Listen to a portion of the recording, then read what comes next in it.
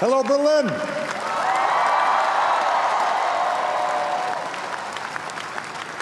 Well, thank you, Chancellor Merkel, for your leadership, your friendship, and the example of your life.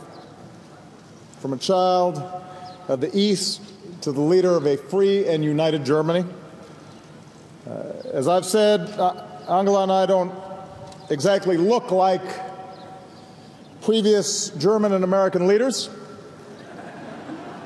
but the fact that we can stand here today along the fault line where a city was divided speaks to an eternal truth.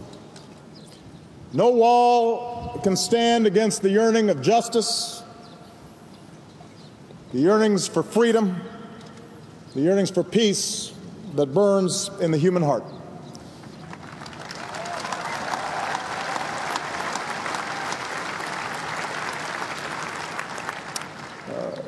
Mayor Vovereet, distinguished guests, and especially the people of Berlin and Germany, thank you for this extraordinarily warm welcome. In fact, it's so warm, and I feel so good that I'm actually going to take off my jacket, and anybody else who wants to, feel free to.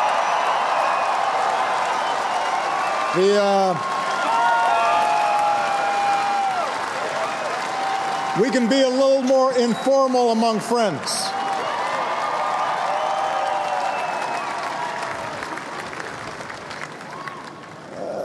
As your Chancellor mentioned, 5 years ago I had the privilege to address this city as senator. Today, I'm proud to return as President of the United States.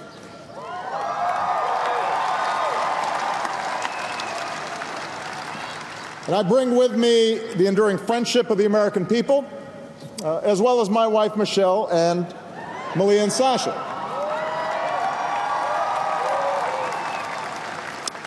You may notice that they're not here. The last thing they want to do is to listen to another speech from me. So they're out experiencing the beauty and the history of Berlin. And this history speaks to us today.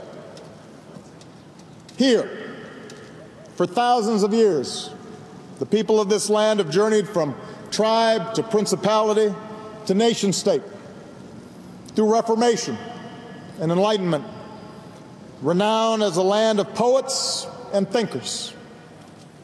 Among them, Immanuel Kant, who taught us that freedom is the unoriginated birthright of man, and it belongs to him by force of his humanity. Here, for 2 centuries, this gate stood tall as the world around it convulsed, through the rise and fall of empires, through revolutions and republics, art and music and science that reflected the height of human endeavor, but also war and carnage that exposed the depths of man's cruelty to man. It was here that Berliners carved out an island of democracy against the greatest of odds. As has already been mentioned, they were supported by an airlift of hope, and we are so honored to be joined by Colonel Halverson, 92 years old, the original candy bomber. We could not be prouder of him.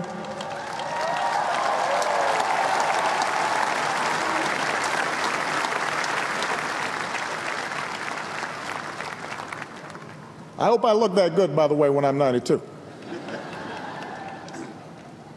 During that time, a Marshall Plan seeded a miracle, and the North Atlantic Alliance protected our people. And those in the neighborhoods and nations to the east drew strength from the knowledge that freedom was possible here in Berlin, that the waves of crackdowns and suppression might therefore someday be overcome. Today, 60 years after they rose up against oppression, we remember the East German heroes of June 17th. When the wall finally came down, It was their dreams that were fulfilled.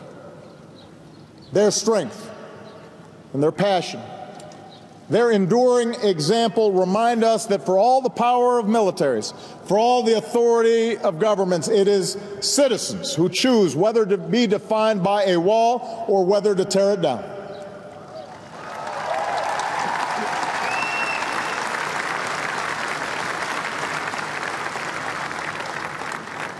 And we're now surrounded by the symbols of a Germany reborn. A rebuilt Reichstag and its glistening glass dome, an American embassy back at its historic home on Pariser Place, and this square itself, once a desolate no man's land, is now open to all. So while I am not the first American president to come to this gate, I am proud to stand on its eastern side to pay tribute to the past.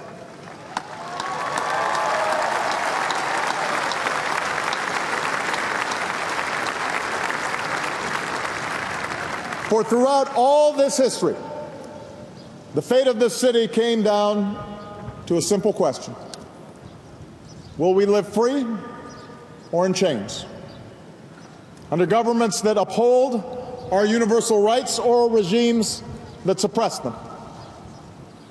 In open societies that respect the sanctity of the individual and our free will, or in closed societies that suffocate the soul? As free peoples, we stated our convictions long ago. As Americans, we believe that all men are created equal, with the right to life and liberty and the pursuit of happiness. And as Germans, you declared in your basic law that the dignity of man is inviolable.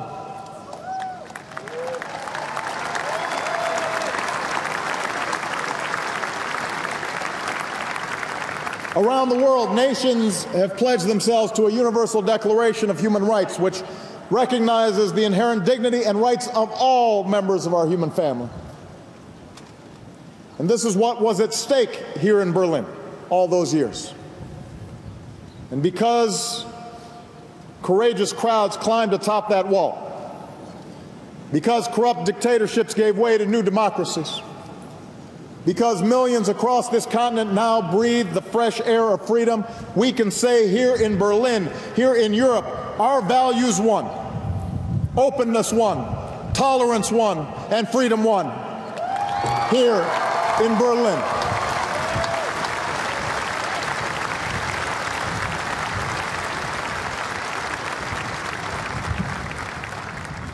And yet, more than two decades after that triumph, we must acknowledge that there can at times be a complacency among our Western democracies.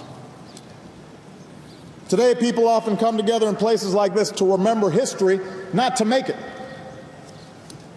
After all, we face no concrete walls, no barbed wire. There are no tanks poised across a border. There are no visits to fallout shelters. And so sometimes there can be a sense that the great challenges have somehow passed. And that brings with it a temptation to turn inward, to think of our own pursuits and not the sweep of history, to believe that we've settled history's accounts, that we can simply enjoy the fruits won by our forebears. But I come here today in Berlin to say complacency is not the character of great nations. Today's threats are not as stark as they were half a century ago, but the struggle for freedom and security and human dignity, that struggle goes on. And I've come here to this city of hope because the tests of our time demand the same fighting spirit that defined Berlin a half-century ago. Chancellor Merkel mentioned that we mark the anniversary of President John F. Kennedy's stirring defense of freedom, embodied in the people of this great city. His pledge of solidarity, Ich bin ein Berliner, echoes through the ages.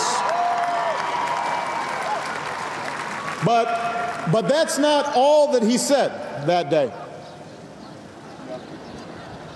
Less remembered is the challenge that he issued to the crowd before him.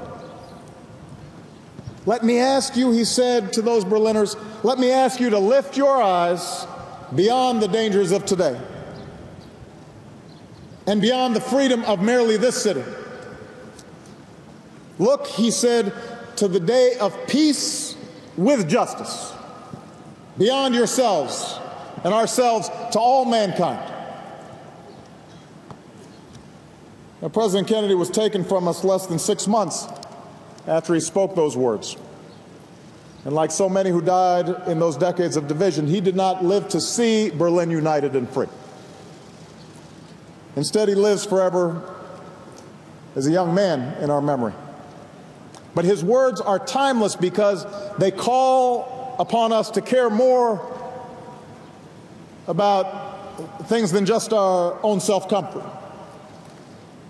about our own city, about our own country. They demand that we embrace the common endeavor of all humanity. And if we lift our eyes as President Kennedy called us to do, then we'll recognize that our work is not yet done. For we are not only citizens of America or Germany, we are also citizens of the world.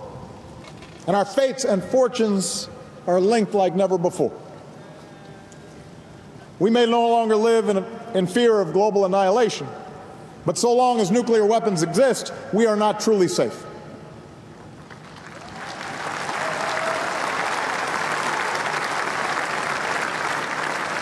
We may strike blows against terrorist networks, but if we ignore the instability and intolerance that fuels extremism, our own freedom will eventually be endangered. We may enjoy a standard of living that is the envy of the world, but so long as hundreds of millions endure the agony of an empty stomach or the anguish of unemployment, we're not truly prosperous.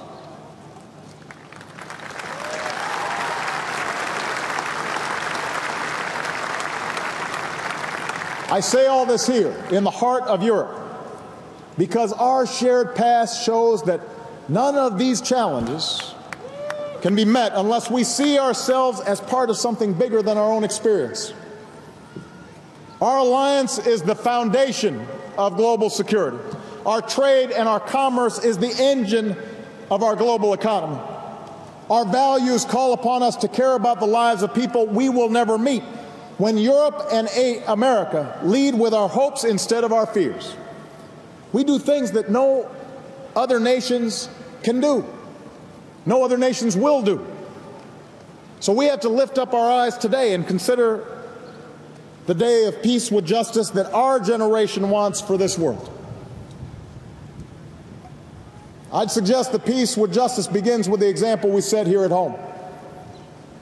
For we know from our own histories that intolerance breeds injustice, whether it's based on race or religion, gender, or sexual orientation. You know, we are stronger when all our people, no matter who they are or what they look like, are granted opportunity, and when our wives and our daughters have the same opportunities as our husbands and our sons.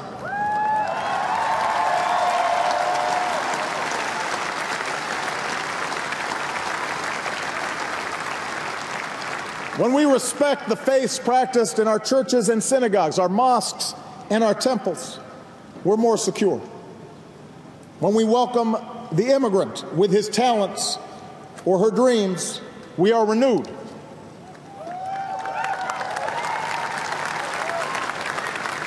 When we stand up for our gay and lesbian brothers and sisters and treat their love and their rights equally under the law, we defend our own liberty as well.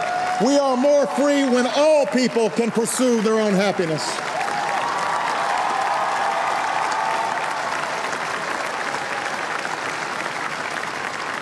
And as long as walls exist in our hearts to separate us from those who don't look like us or think like us or worship as we do, then we're going to have to work harder together to bring those walls of division down. Peace with justice means free enterprise that unleashes the talents and creativity that reside in each of us. Other models direct economic growth from the top down or rely solely on the resources extracted from the earth. But we believe that real prosperity comes from our most precious resource, our people. And that's why we choose to invest in education and science and research.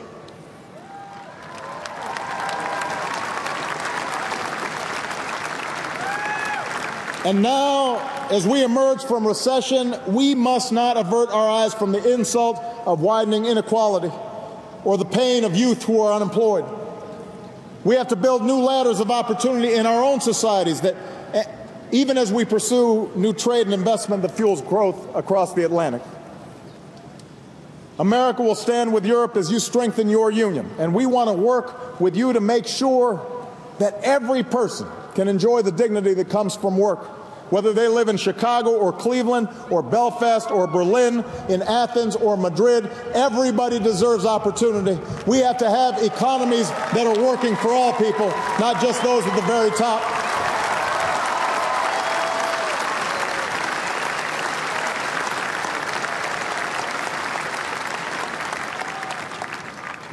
Peace with justice means extending a hand to those who reach for freedom, wherever they live.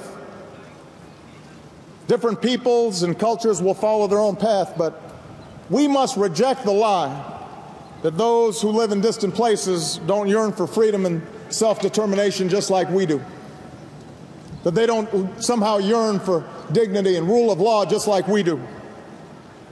We cannot dictate the pace of change in places like the Arab world, but we must reject the excuse that we can do nothing to support it.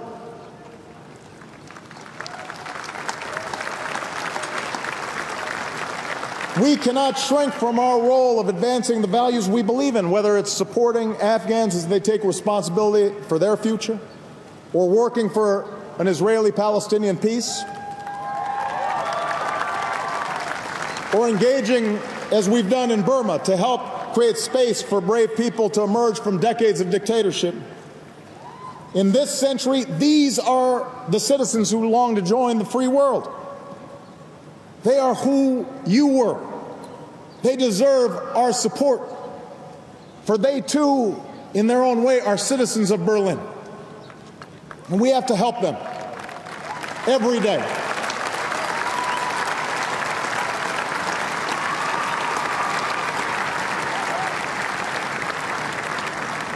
Peace with justice means pursuing the security of a world without nuclear weapons, no matter how distant that dream may be.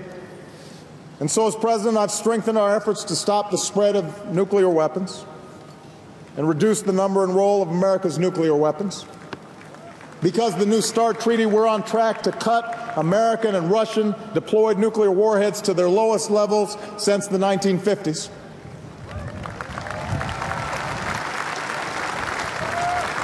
But we have more work to do. So today I'm announcing additional steps forward. After a comprehensive review, I've determined that we can ensure the security of America and our allies and maintain a strong and credible strategic deterrent while reducing our deployed strategic nuclear weapons by up to 1/3. And I intend to seek negotiated cuts with Russia to move beyond Cold War nuclear postures.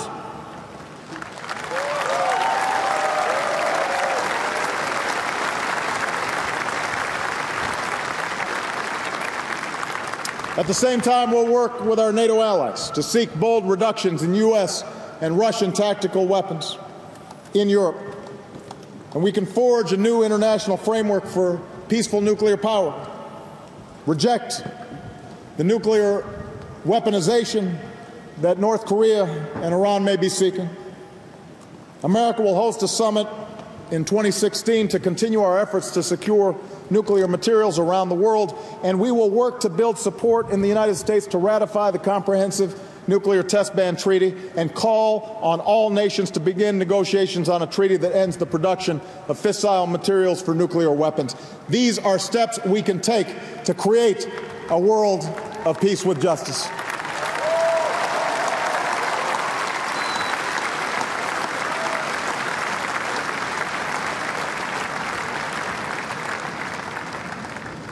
Peace with justice means refusing to condemn our children to a harsher, less hospitable planet. The effort to slow climate change requires bold action, and on this, Germany and Europe have led. In the United States, we have recently doubled our renewable energy from clean sources like wind and solar power. We're doubling fuel efficiency on our cars. Our dangerous carbon emissions have come down, but we know we have to do more, and we will do more.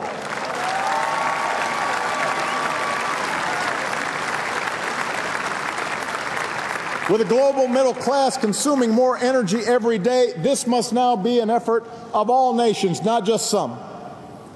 For the grim alternative affects all nations. More severe storms, more famine and floods, new waves of refugees, coastlines that vanish, oceans that rise. This is the future we must avert. This is the global threat of our time. And for the sake of future generations, our generation must move toward a global compact to confront a changing climate before it is too late. That is our job. That is our task. We have to get to work.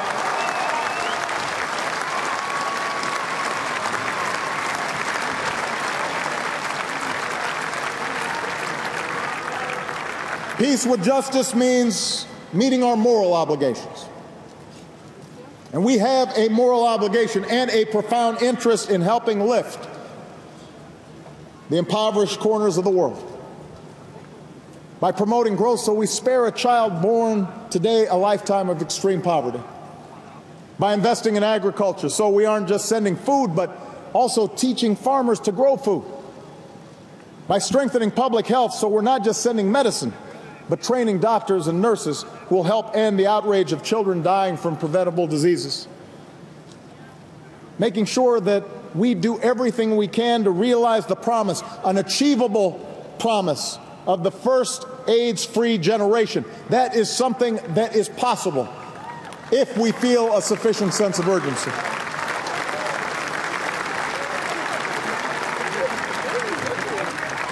Our efforts have to be about more than just charity. They're about new models of empowering people to build institutions, to abandon the rot of corruption, to create ties of trade, not just aid, both with the West and among the nations that are seeking to rise and increase their capacity. Because when they succeed, we will be more successful as well. Our fates are linked. And we cannot ignore those who are yearning not only for freedom, but also prosperity. And finally, let's remember that peace with justice depends on our ability to sustain both the security of our societies and the openness that defines them. Now, threats to freedom don't merely come from the outside. They can emerge from within, from our own fears, from the disengagement of our citizens. For over a decade, America's been at war. Yet much has now changed over the 5 years since I last spoke here in Berlin. The Iraq War is now over. The Afghan War is coming to an end. Osama bin Laden is no more. Our efforts against Al-Qaeda are evolving. And given these changes, last month I spoke about America's efforts against terrorism. And I drew inspiration from one of our founding fathers, James Madison, who wrote, "No nation could preserve its freedom in the midst of continual warfare." James Madison is right, which is why even as we remain vigilant about the threat of terrorism, we must move beyond the mindset of perpetual war. And in America, that means redoubling our efforts to close the prison at Guantanamo. It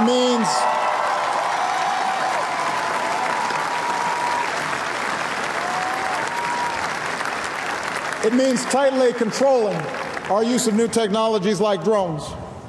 It means balancing the pursuit of security with the protection of privacy. And I'm confident that that balance can be struck. I'm confident of that And I'm confident that working with Germany, we can keep each other safe while at the same time maintaining those essential values for which we fought for. Our current programs are bound by the rule of law, and they're focused on threats to our security, not the communications of ordinary persons. They help confront real dangers, and they keep people safe here in the United States and here in Europe. But we must accept the challenge that all of us in democratic governments face, to listen to the voices who disagree with us, to have an open debate about how we use our powers and how we must constrain them, and to always remember that government exists to serve the power of the individual and not the other way around. That's what makes us who we are, and that's what makes us different from those on the other side of a wall.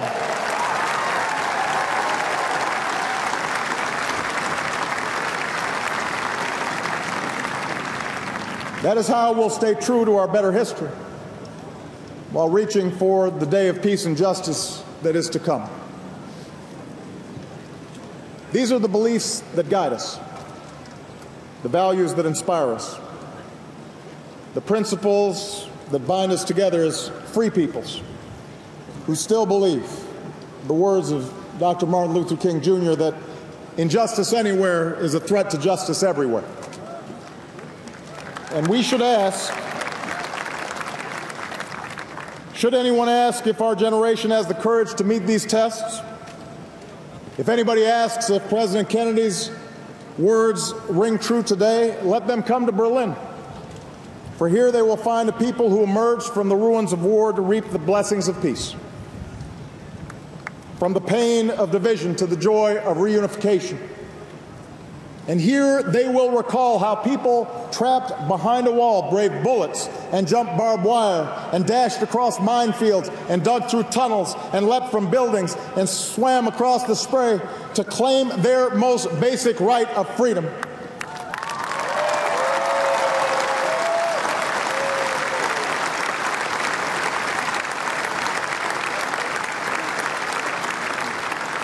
The wall belongs to history. But we have history to make as well. And the heroes that came before us now call to us to live up to those highest ideals, to care for the young people who can't find a job in our own countries and the girls who aren't allowed to go to school overseas, to be vigilant in safeguarding our own freedoms, but also to extend a hand to those who are reaching for freedom abroad. This is the lesson of the ages. This is the spirit of Berlin. And the greatest tribute that we can pay to those who came before us is by carrying on their work to pursue peace and justice, not only in our countries, but for all mankind. Vielen Dank. God bless you. God bless the peoples of Germany, and God bless the United States of America. Thank you very much.